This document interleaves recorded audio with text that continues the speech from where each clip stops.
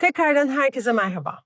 Bu kanalda nefesin hayatımızdaki yeri, neler yapabildiğimize dair çok konuştuk, pratik de yaptık. Bugün başka bir konu üzerine konuşacağız. O da dayanıklılık.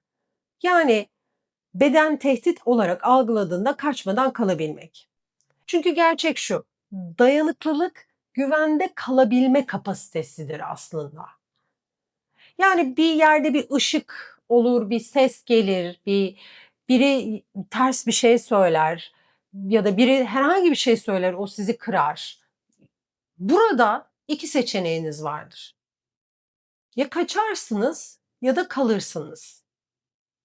Bizler kalmak üzerine konuşuyoruz. Kalıp orada durumu çözebilmek üzerine konuşuyoruz. Bunun bedendeki dili ise karbondioksit toleransı.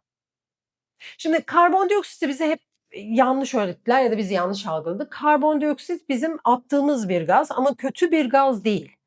Bize faydası olmayan bir gaz değil. Bedenimizdeki oksijen aslına bakarsanız karbondioksitin seviyesine göre çalışıyor. Yani bizim karbondioksite de ihtiyacımız var. Yani bedende oksijenin ne kadar verimli kullanıldığı karbondioksitin durumuna bağlıdır. Karbondioksit belirli bir seviyede ise oksijen hücrelere bırakılır. Belirli bir seviyenin altına düştüyse oksijen elde tutulur, bırakılmaz. Yani çok hızlı nefes alıp vermek daha fazla oksijen değil, daha az verim anlamına gelmektedir. Bu etkiye Bohr etkisi denir. Yani karbondioksite toleransı olan bir insan daha yavaş nefes alır, daha sakin nefesler alır. Böylece oksijen düzenli bir şekilde hücrelerine gider ve beden kendini güvende hisseder. Güvendedir, artık tehdit yoktur, koşması gerekmiyordur. Bir ani bir hamle yapmak zorunda değildir.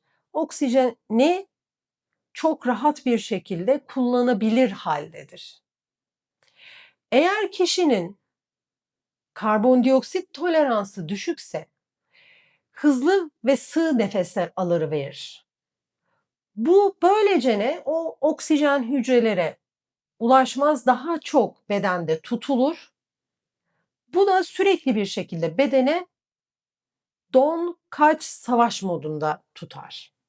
Karbondioksit toleransı her kişiden kişiye göre değişir ve bir kişideki karbondioksit toleransı da geliştirilebilir.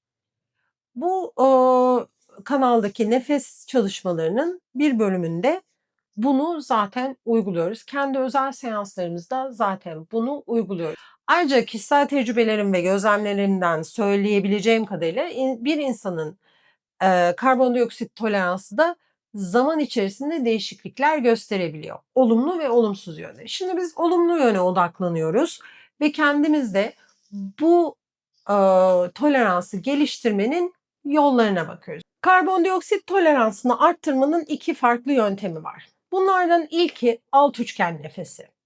Alt üçgen nefesini nefes oynatma listemizde bulabilirsiniz. Burada bedenimize karbondioksitte kalabilmeyi öğretiyoruz. 4 sayarak nefesi alıyoruz burnumuzdan. 4 sayarak burnumuzdan nefesi veriyoruz ve 4 sayarak da duruyoruz. Burada nefesi verdiğimizde ciğerlerimizdeki hava tamamen boşalmamış olması gerekiyor. Biz buna nötr ciğer diyoruz. Nefesi burnumuzdan alıyoruz, veriyoruz ve duruyoruz. Eğer 4 rakamı size fazla gelirse bunu düşürebilirsiniz. Önemli olan nefesi verdiğinizde tamamen boşalmamış olması ve nefes tutmada sizin konforlu olmanız. Beden zorlamayla öğrenmez. Beden güvende hissettikçe öğrenir. O yüzden siz kapasiteniz kadarını yapın. Beden zaman içerisinde zaten kendini güvende hissettikçe açacaktır. Diyelim ki 4 rakamı az geldi. Bir üst seviyede deneyin. Kendinizi test edin.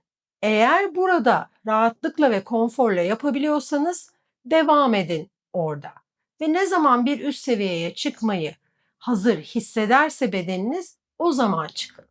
Şimdi bu çalışmayı öncelikle alt üçgen nefesini öncelikle oturarak ya da yatarak deniyoruz. Belirli bir süre bunda çalıştıktan sonra bedeninizi ve kendinizi hazır hissettiğinizde yürüyüş yaparken bunu deneyin. Bu yolda illa yürüyüşe çıkmanız gerekmiyor. Yolda yürürken yapın. Buna da alıştıktan sonra isterseniz koşarken de deneyebilirsiniz. Her seviyede rahat hissettiğiniz her seviye sizi bir üst katmana çıkarmak için yoldur. İkincisi ise nefes tutma. Nefes tutmaya regülasyon nefesiyle başlıyoruz. Regülasyon nefesinde aynı şekilde kanalımızda bulabilirsiniz. 5-6 tur regülasyon nefesini yaptıktan sonra nefes tutma bölümüne geçiyoruz. Yine ciğerlerimiz tamamen boşalmamış olmak durumunda. Yani nötr ciğerde olmamız gerekiyor. Burada nefesi tutmaya başlıyoruz ve ne zaman nefes almak ihtiyacı gelirse o zaman nefes alıyoruz. Ama buradaki nefes tutmada önemli bir durum var. Nefesi tuttuğunuzda tamamen gevşemiş olmanız gerekiyor. Yani nefesi tuttuğunuz anda omuzlarınızı bir kontrol edin. Gevşek mi, rahat mı? Boynunuz rahat mı? Kendinizi rahat hissediyor musunuz bu nefes tutma içerisinde? Eğer ki bir gerginlik var, omuzlarınızı geriyorsunuz, öne aldınız ya da yukarıya kalktı, kendinizi gergin hissediyorsunuz. O zaman yapmanız gereken tek bir şey var. Nefesi tutarken küçük ritmik hareketlerle omuzlarınızı ileri geri oynatın. Yukarı aşağı oynatın, hafif parmaklarınızı oynatın, hafif boynunuzu oynatın ama çok yumuşak hareketlerle olmak durumunda bu. Ve gözlerinizi sonra yavaş yavaş odada gezdirin ve her bir objeyi izleyin. Ve ne zaman nefes almak istiyorsanız o oksijen ihtiyacınız geldi. İşte o zaman nefesinizi alıp tekrar regülasyon nefesine geri dönüyorsunuz. 5-6 tur ve tekrar nefes tutmaya geçiyorsunuz. Bunu günde 3-4 tur yapmanızı tavsiye ediyoruz. Belirli bir noktadan sonra fark edeceksiniz ki nefesiniz kendiliğinden sakinleşmiş. Sizler kendiliğinden sakin bir hayata girmeye başlamışsınız. Durumlar ve olgular sizi strese sokmamış. Daha sakin bir şekilde kararlar ve çözümler alabilmişsiniz. Yani nefesiniz sizi taşımaya başlamış. İşte bu gerçek dayanıklılıktır.